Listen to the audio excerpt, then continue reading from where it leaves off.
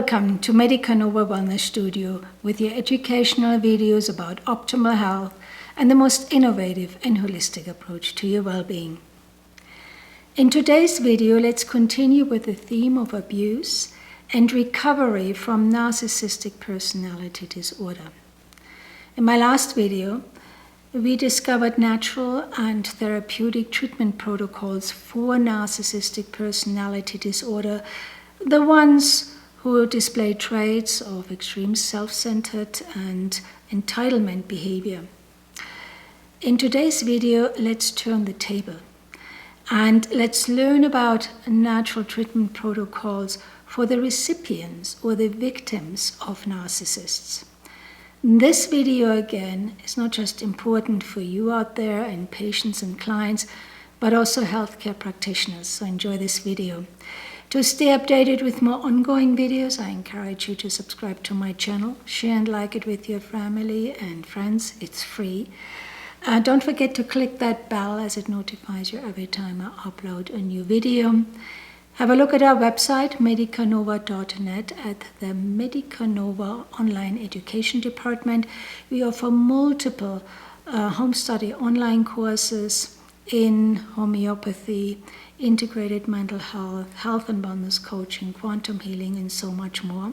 And I'm super excited to announce that a new course has been launched called Positive Psychology and Mental Health. This course was just approved by the National Board Certified Health and Wellness Commission. It comes with a certificate of completion and 12.5 CEO, which is a fantastic number if anyone needs to collect continued education units for their recertifications of licenses. Yeah, and subscribe to our newsletter. It's free as well. It comes out on a monthly basis. So here we go. Let's look at the holistic recovery from narcissistic personality disorder abuse. Now, if you were or you are still a victim of narcissistic abuse, you may experience lasting effects on your well-being. Narcissists may abuse people with a very manipulative and controlling behavior that aims to demean and belittle the victims. Hence, the victims, often end up, particularly if it's long-term already, their abuse, with a confusion of identity. They don't even know who they are anymore. So emotional abuse inflicted by narcissists, and here we have to go back to childhood. It could be from narcissistic parents even, can leave you with long-lasting emotional scars. As I said, including self-doubt. You don't know who you are. Absolutely poor self-esteem. And, of course, this constant trauma you're living in. Although people use the term narcissist quite easy today, narcissistic abuse refers to a very specific cycle of abuse which is perpetrated by someone with this narcissistic personality disorder or these narcissistic traits. And they have to be diagnosed, but go back to the previous video where I explained it more in detail. So this harmful cycle, it basically appears over and over and over, of abuse may result in what's referred then the narcissistic abuse syndrome or the narcissistic victim syndrome. So this doesn't mean, I really want to say that you don't have a mental health challenge here, right? There's nothing wrong with you, but you are dealing with the effects of trauma or abuse conflicted onto you. The other person has mental health challenges, but not you. So there are not formal mental health diagnoses, therefore, or medical terms, but they are used to identify the long-lasting impacts, the results that narcissistic abuse can have on its victims. Recovery from abuse and the associated trauma is a very challenging journey. It will take time, and you will have to find a good support group here. But with, the right tools here, survivors can heal. They can move forward, and they also can learn to really start creating a self-efficacy about themselves, a self-esteem, and a self-value. So what is the best therapy or treatment protocol for narcissistic abuse? As I said, each one is individual. You have specific expressions about it. So we want to use targeted tools, which really focus on your particular expression of your trauma. But also it needs a little bit more of a package which addresses the mind and the body. As I said, narcissistic abuse is life-changing. The emotional abuse inflicted by people with narcissistic personality disorder is outright traumatizing. And you, as a victim, deserve the help, right, to feel your best again, and especially if you were hurt repeatedly. So when someone is impacted by trauma, it changes both the mind and the body. And therefore, just taking a few antidepressants or anti-anxiety medication wouldn't help here. Your nervous system can be maybe stuck in a state of fight and flight, or maybe it enters into this freeze state where you just become numb about this daily abuse, making it very easy to be constantly re-triggered again, and also make the individual more prone for further mental health decline. Childhood trauma from narcissistic and also emotional abuse can increase your risk for mental health sort of challenges and struggles, such as depression, anxiety, panic attacks, and, as I said, post-traumatic stress disorder, especially complex PTSD. So if the impacts of trauma on your nervous system and overall well-being are impacting your quality of life and functioning, absolutely it would be time to seek out some help, some professional help. Now, I personally, as a healthcare practitioner, also an educator, I feel that the combination between cognitive behavioral therapy, some stress management practices, as well as homeopathy is really a good start here, and also has lasting results. Let's look at cognitive behavioral therapy. What does it do actually? Well, if somebody is a victim of abuse, as I said, it changes the mind and the body. So often sort of like we call it delusions, or sort of very strong limiting belief systems start to kick in. Maybe you say, hey, I'm not good enough, or it was my mistake, or oh my God, I did another mistake again. I'm not worthy for this relationship, or a work colleague constantly belittles you and you feel like you're never up to the job.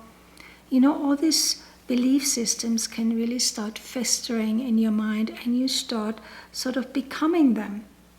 First, they were an aspect of you, and then suddenly you identify with them. Cognitive behavioral therapy addresses these thoughts and the feelings and the behaviors that have taken, therefore, shape as a result of this narcissistic relationship. The therapy empowers survivors of trauma to recognize and challenge, therefore, these negative self-perceptions, like anxiety and particular self-doubt, which are all common outcomes of narcissistic abuse. Survivors learn how their feelings, their thoughts, and their behaviors are connected ultimately but also allowing them to regain control again, self-worth, and emotional well-being. This therapy also addresses cognitive distortions. So, as I said, we talk about unhealthy and unhelpful thought patterns that may have taken then now a root, right, due to the abuse. So as I said, it becomes not just a thought or a fleeting sensation. You start becoming that. And then that's where the point is, where we talk about, okay, it's danger here. We need to bring in here some professional help. So therapists trained in cognitive behavioral therapy will also likely teach therefore relaxation techniques. So you want to, understand where you're coming from, you understand your limiting belief systems, and then you want to add exercises and practices in order to change this computer chip inside your mind, right? Really start creating a muscle which is way more positive rather than pulling you down all the time. So we want to learn coping strategies, coping skills that you can use in times of high anxiety or when you feel triggered. Ultimately, the aim here is to develop a healthy relationship with your thoughts and your feelings. Personally, when I feel that I'm in a situation, I'm a healthcare practitioner, so I'm constantly engaged with patients, and sometimes you feel like there's a projection going on, or, especially when you deal with somebody with narcissistic personality disorder, that they, project and plant that whatever they think about me or somebody else onto me. I actually cover myself or encircle myself with a cloak of mirrors. And the cloak richly protects me around my body, and it sort of stops these frequency going through my energy field, but also they get reflected back, right? So there is no judgment, there's no nothing, but I have the right to say, okay, you crossed the boundaries and I don't want that. So let's take it, just send it back.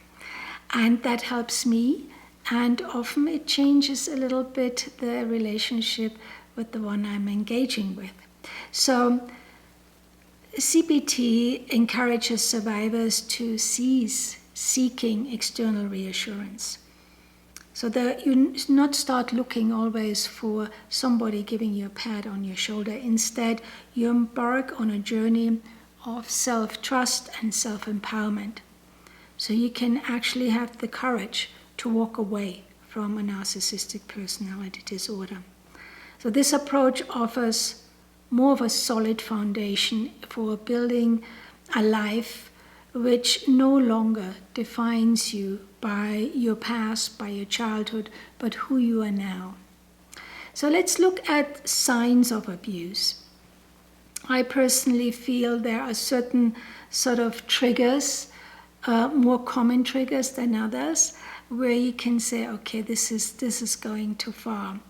It can be your partner, it can be your spouse, it can be your child, it can be your colleague, anybody who you feel, for example, addresses on a regular basis. It's a cycle, right? We talked about your self-worth and criticizes you. That's where I start. So being demeaned by your partner or colleague is a clear sign of emotional abuse. If they're constantly putting you down, calling you names, criticizing your behavior, or even suggesting that you're worthless, this is a big red flag, right? Particularly if it happens in front of other people and you feel embarrassed and humiliated. Any relationship, which is based on criticism, I think is toxic. If your partner or your colleague or your children or your family member start sort of controlling your appearance, right, that maybe the way you look, maybe, if it's your spouse constantly saying or coercing you to lose weight, remove the body hair or dress in a certain way, I would say, hey, let me be who I am. If somebody shares sensitive information about you, right, another sign of emotional abuse, where sensitive information which is you may be conveyed to somebody because you trusted that person starts now sharing it with others, is not on, right? That is a red flag for me because it increases your vulnerability, and that's not great. If your partner, your colleague, your family member, or anybody with narcissistic personality disorder shuts down the conversation in the middle of the sentence, that would be a red flag for me. Abusers are not interested in mutual understanding, especially not a narcissist. They simply want to curse and control, their victims into submission. And one way this takes place is when the abuser prevents his partner from speaking. They may cut you off mid-sentence, or they say, I told you so, or, didn't you listen what I just said, right? Really mixing up and changing the context here. They even walk away from the conversation or talk over you until you give up, and therefore you feel like, well, I can't win here, right? It's like this person, he or she, has always the last word. Gaslighting is a huge red flag, right? Gaslighting is a manipulation tactic that abusive partners often will use here. Gaslighting refers to when the abuser tries to control a victim by twisting their sense of reality or making them doubt what they have experienced. So they say, oh, I never said that, right? Or you totally misinterpreted, or, that's not where I'm coming from, or this, you know exactly where they're coming from, right? But constantly changes the content on their narratives.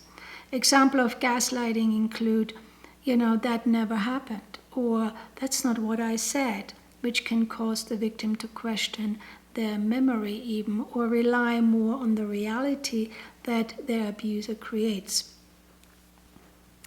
Another one which really, you don't have to be sensitive about it when they say you're crazy, right? They literally put their mental confusion into your lap and say, no, it's all down to you.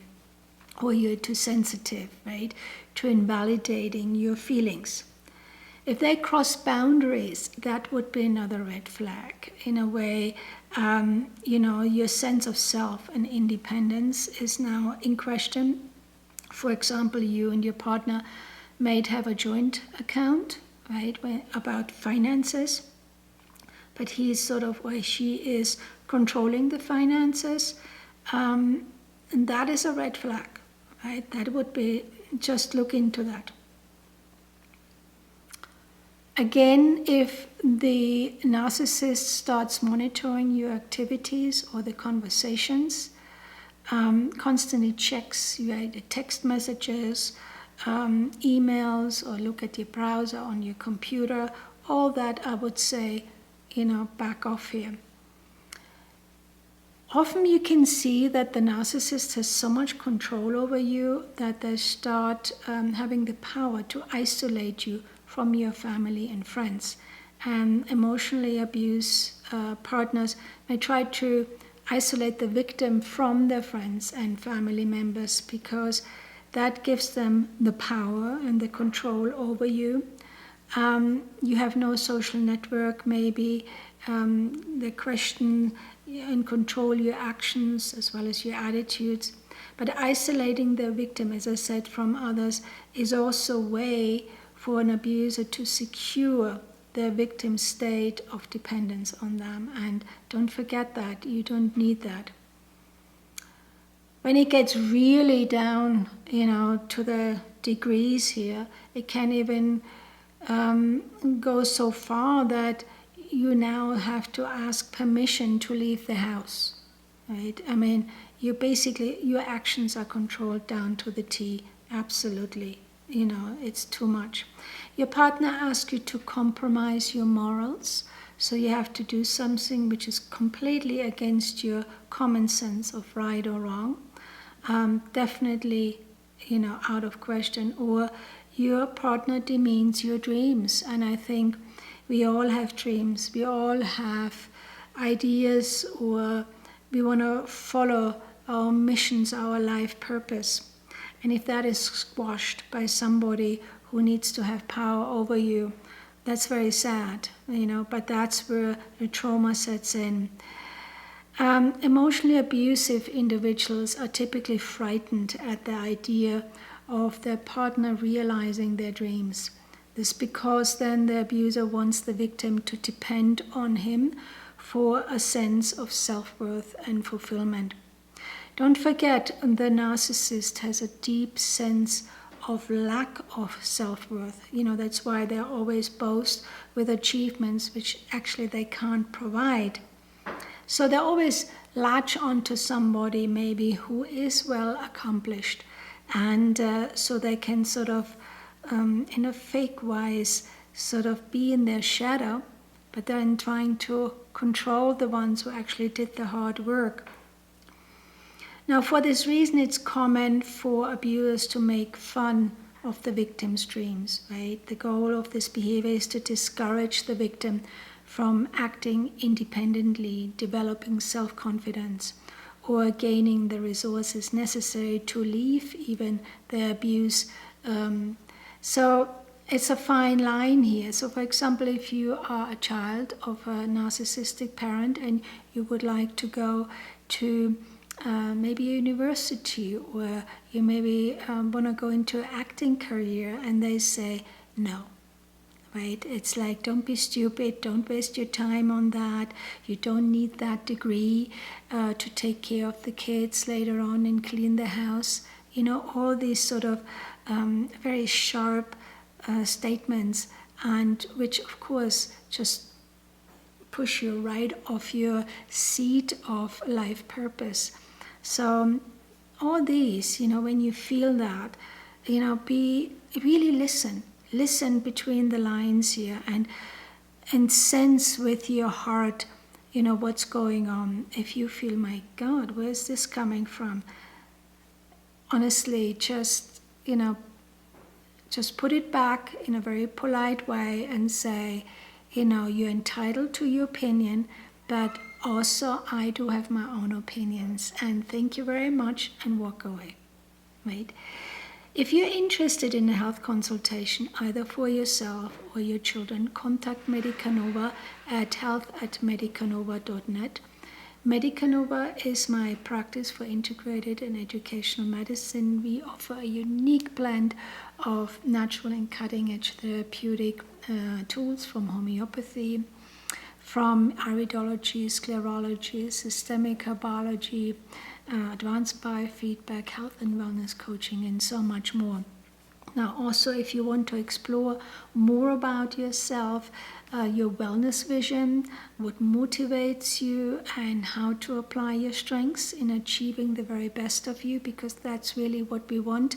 With victims, we want to not focus on the negativity or the low confidence in you. We want to focus on your strengths and then bring them out and learn how to sort of really start implementing them in your life. Then contact Medica Nova Wellness Coaching at health@medicanova.net. We have a 3-month coaching program, and I will coach you well. That's really my aim. I talked about homeopathic remedies in the sense of we have cognitive therapy already, behavioral therapy, as well as maybe stress management, some coping skills and practices, and now we want to bring in some remedies. I also said that your individual expression is unique. Your trauma is unique. And therefore, sort of a generalized one-fits-for-all anti-anxiety remedy or anti-depression remedy won't work here. Homeopathic remedies in my understanding, a gift from the divine, truly, especially when we are talking about deep-seated mental and emotional wounding.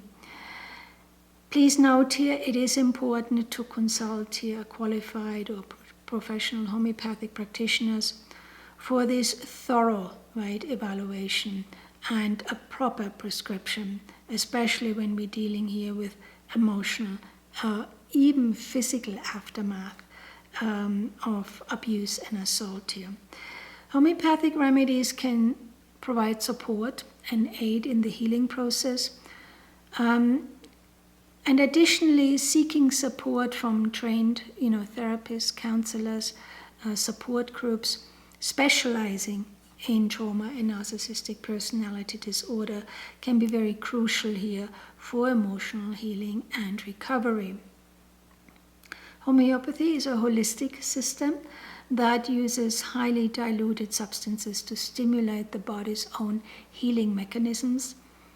They can be very effective in addressing, for example, depression or anxiety, and also by addressing the underlying causes and promote overall well-being. But as I said, this video is not a sort of a situation where you can go out and just buy homeopathic remedies over the counter, which you can, or online, but you need a professional to guide you and help you through the stages of this long-term healing, because it is a journey here.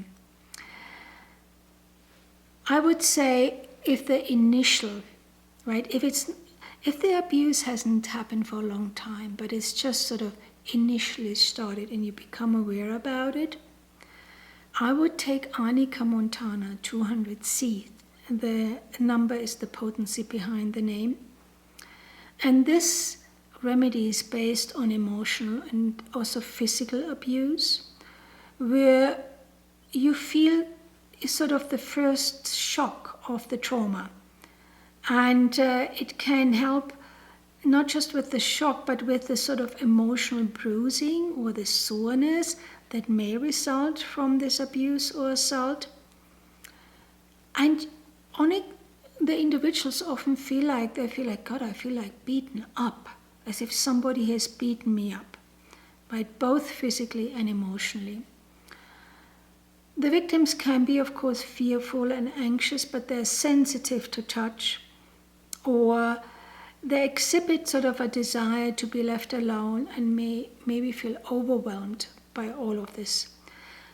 But it's a remedy which I use for the initial stages, right? Not when the abuse has happened for the last sort of 3-4 years or longer, but where you become aware about it and where you feel like, God, you feel like battered here by this constant onslaught of this person. It may be a situation where you just started a new work environment, right? A new job. And maybe somebody is jealous of you that you got the promotion or you got that situation, and starts now really, hammering on you. And, 2 weeks down the road, you feel like, God, I feel exhausted just to be around this person. Arnica would be a good remedy to think about. The main remedy I usually have in my toolbox is called Staphysagria. It's a delphinium plant. It's a homeopathic remedy. Again, I usually give it in the 200C potency. This is a fantastic remedy where you really end up as the victim and you have a sense of violation.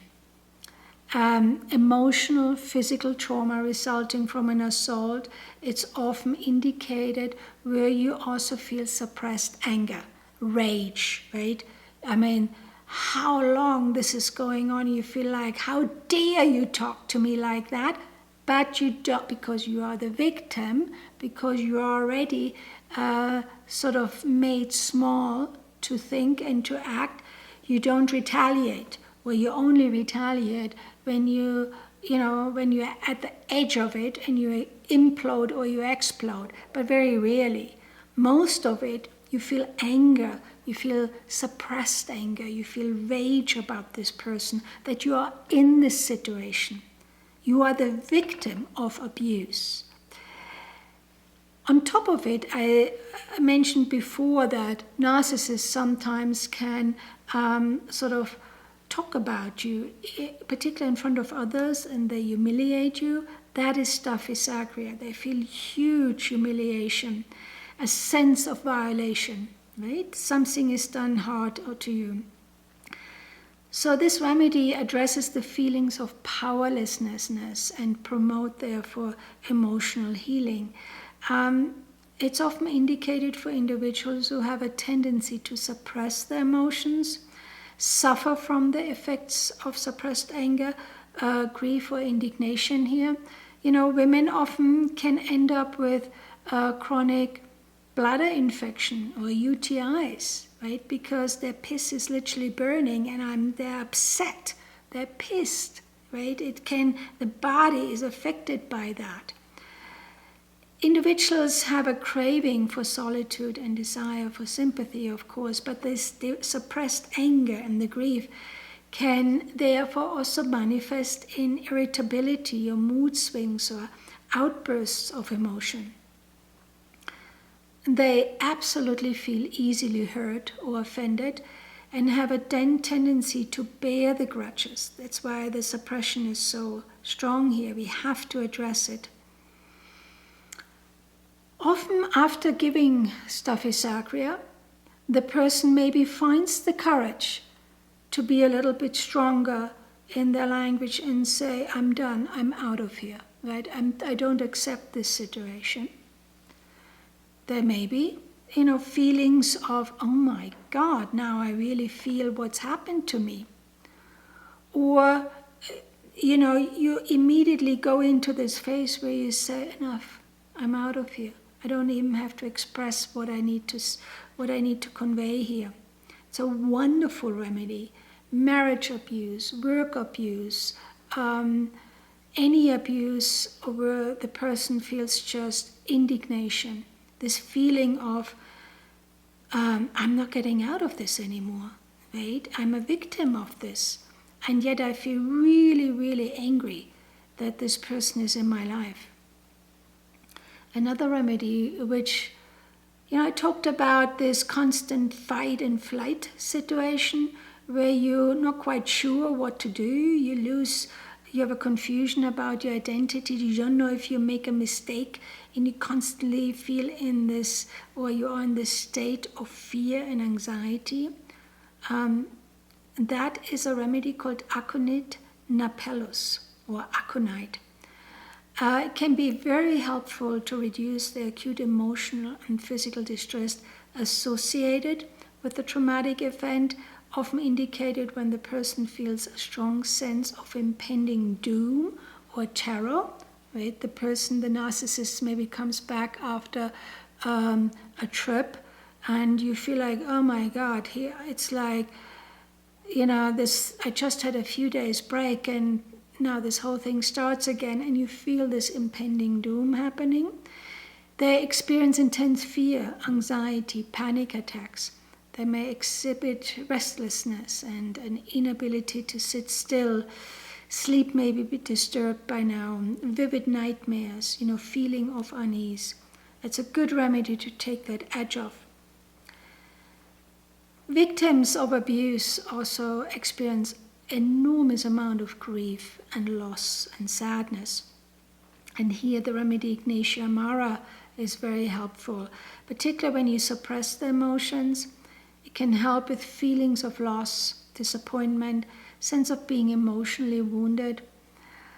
They exhibit, these individuals, a deep sensitivity and often experience long-term grief, sadness, emotional turmoil in a very profound way. It's when somebody passed away and they would almost go into hysterics and say, oh my God, why me? Why is this happening? They may have a tendency to suppress their emotions or display sudden outbursts of tears. As I said, they can be quite hysterical. Lots of mood swings, from happy to sad and so on. Brooding over the situation. They're very sensitive, delicate in nature, and often this remedy will take them out of this phase so they can feel themselves again and make the right decisions. We talk about grief and loss, and then we talk about prolonged grief. And there's the remedy Natrum Moriaticum 200C would be great. It's basically for a situation where you constantly you experience prolonged long grief. By then the emotions are completely bottled up. People withdraw from others, experience difficulty in expressing their feelings, and they seem very reserved. These people completely close themselves up, are deeply affected by past grief or emotional hurts, and they may have difficulty even expressing their feelings. They choose solace, they want to be alone. That remedy could be also a good remedy for the narcissist, him or herself, right? Because they maybe were exposed to narcissistic parents, right? It can be a chain reaction here. In my last video, I talked about Platina. Platina Metallicum is a wonderful remedy for narcissists with this entitlement and superior behavior, but also Ignatia Amara comes in when they have phases of where they feel not loved, or they lost a friend. Sure enough, they lost a friend because of their behavior, but they feel the victim or the loss. So it can be on both sides. I also have seen trauma patients who exhibit extreme exhaustion, mentally and physical, and the remedy Phosphorica or Phosphoricum acidum is a wonderful remedy. They experience extreme mental and physical exhaustion after the abuse. It can address the emotional and physical depletion that may result from the traumatic event. They have a sense then of apathy, sort of, joie de vivre. It's like nothing, there's no joy anymore. They lost the juice of life because they're so beaten down. There's indifference and a loss and interest, right, in life. They have a weak and debilitated appearance. They may be listless, inability to remember even important facts. They may maybe exhibit a sense even of homesickness. They want to go home, but they don't know where. Hopelessness. It's more than just depression. It's this exhaustion, this weakness which they feel after being beaten down by this emotional abuse over and over and over.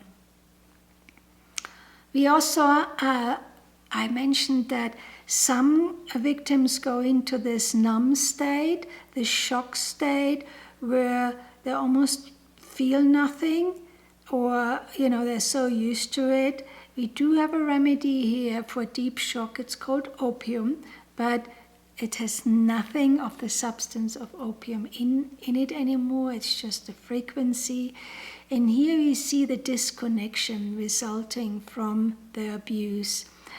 When the victim becomes so emotionally detached and numb that they experience maybe these frequencies more during their sleep with nightmares and sleep disturbances. It's almost like an overwhelming horror show. That's really where it boils down to with that. The traumatic experience is just so strong that almost part of the soul escapes.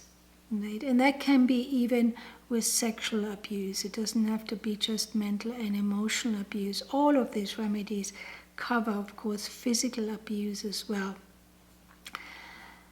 Remember, every individual's healing journey is unique. Recovery takes time. It's essential to prioritize your well-being. Surround yourself with a supportive group here and help us and access the resources that are available to you. Seek professional help. Don't hesitate to reach out for support. Narcissistic personality disorders is insidious, is toxic, and it's ill. the person who displays or acts these kind of traits is ill. He or she needs help, and you unfortunately became the recipient here. Lastly, have a look at our website, medicanova.net, as I said, for wellness packages as well as for home study online courses. I'm happy to guide you through that step by step. I will put all the info about the courses in the description box below, so you can access them directly. Until next time, much love.